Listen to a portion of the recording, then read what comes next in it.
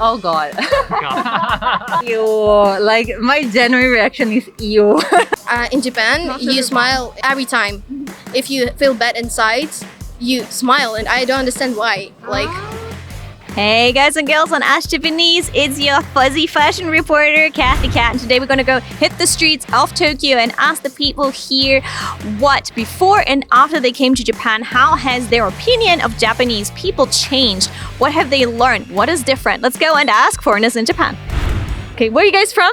Italy. Ooh. And I'm from the US. All right. Yeah. Before you came to Japan and now being here in Japan, did you have a certain image of Japanese people? And when you came here, was it like the same or did it change? I guess for me, it was just like Japanese people are very quiet, very super polite, very quiet, very like restrained in a certain sense.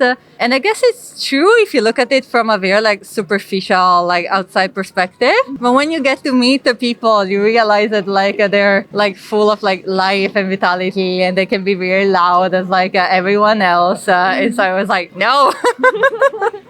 Oh, tell me like a real loud, active moment where you met Japanese people who are really loud and rambunctious. Oh, I mean, I live in a share house. So I live in a share house with basically a bunch of strangers. Because I mean, we didn't know each other before we started living together. And it's like 60 people, okay? It's a big one. Oh, damn. It's a 60, like... It's my definition of hell, but okay. And around half of those people are Japanese. And so, like, you really see, like, the louder part, just like parking and like chatting and like randomly screaming at weird hours of the night. Right. I think that's a blessing, though. You get to know Japanese people in a very intimate environment. Yeah, I mean, and I made a lot of friends. So that's really cool. I'm really grateful for that. There seems to be a big thing about the on and off, they call it. You know, the way you present yourself outside and the way you are when you like take off your makeup and you're at home. Am I right? Yeah. I guess it happens to everyone, not just the Japanese, of course. But I do feel in Japan it's more pronounced, if it makes sense. What is the craziest thing you've ever seen a Japanese person do? Okay, then maybe people passed out like in Shibuya in the streets after like drinking, for many hours. Like I'm from Italy, right? So you would not find your wallet. Oh, no.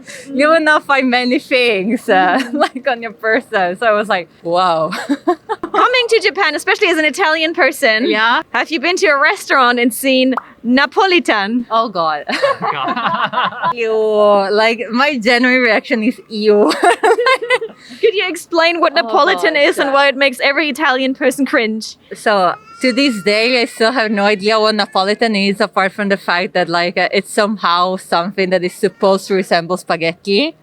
And I'm pretty sure they put ketchup and a bunch of other stuff that I don't know because I don't care enough to find out. Ew. No, but like when I came, all my friends were like, oh, I'm gonna take you to this like Italian restaurant. And they took me to Siberia. Oh, God. And I was like, is this your definition of an Italian restaurant? I'm pretty sure they meant it as a joke. I hope they meant it as a joke. And then it was just like, oh God, what am I looking at? I mean, okay, so if you call all of that the fusion food or like, what can I say, Japanese revised Italian food, then it's okay. Okay. But a lot of people genuinely believe that that is what traditional Italian food is like. Oh, no. Like Napolitan is actually like traditional like pasta sauce or whatever, and like a tortilla is also traditional like Italian cuisine. And I'm like, no. I'm like, please understand that it's like fusion. You know, like how last year the maritozzo became super popular out of nowhere. What? Maritozzo. It's literally like a big like bread with all, right, with all the creamy stuff inside, like very big. Yeah.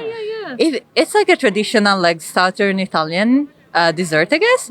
It became super popular in Japan for like no reason. I don't know who introduced it. And then they started like Japanizing it. So it became like the matcha maritozzo and like the mochitozzo with like the mochi instead of the bread. And I was like, whoa. Fusion has begun. You can't stop it anymore. But yeah, I mean, good job for the creativity because like, wow.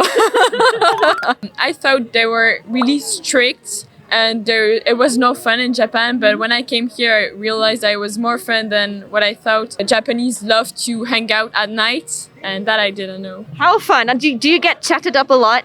Getting chatted up by like, oh, hello, would you like to go drinking with me? That kind of thing. Sometimes in Shibuya they're talking to us, and that's fun. Yeah. Before, I think they was really shy, shy.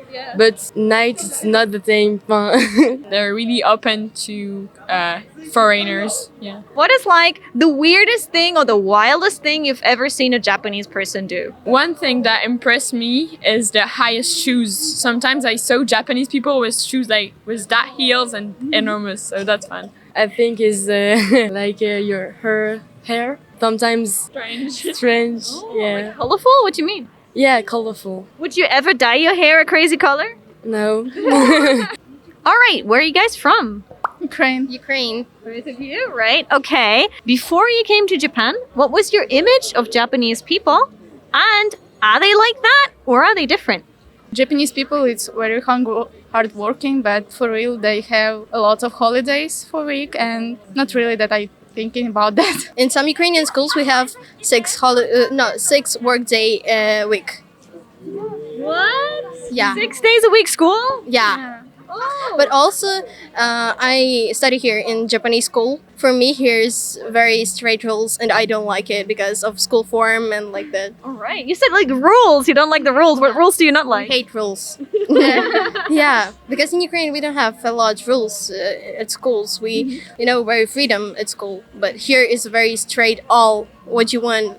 School form, no phones at school, and I don't know. I don't like it. You have to wear school uniforms? Yeah. Is something different between Japanese people and people in Ukraine then? People in Japan are more gentle. In Ukraine, people can be some more rude for you, for strangers, and it's some strange from that. Yeah, and also as for me in Japan, everyone is smile, and in Ukraine, no. You walk by streets and everyone here is happy. Maybe not inside, like by feelings, but just on face. It's smile, yeah. Oh, so even in the last years, like before the war and everything, people in Ukraine wouldn't smile that much? But in Japan, you smile every time. You smile if you don't want to do this. Also, like if you feel bad inside, you smile, and I don't understand why. Like everyone. But in Ukraine now, we show our emotions and our feelings. But in Ukraine, you're a little bit more honest with your feelings then? Yeah. Japanese people smile all the time, even when they're not smiling in their heart. All right, that's one of the things, but there's a lot more to find out, so be sure to check out the next video here. Hit that subscribe button, and I'll catch you soon for another video here from Japan with Ash Japanese. And please share it with a friend. Catch you soon. Bye!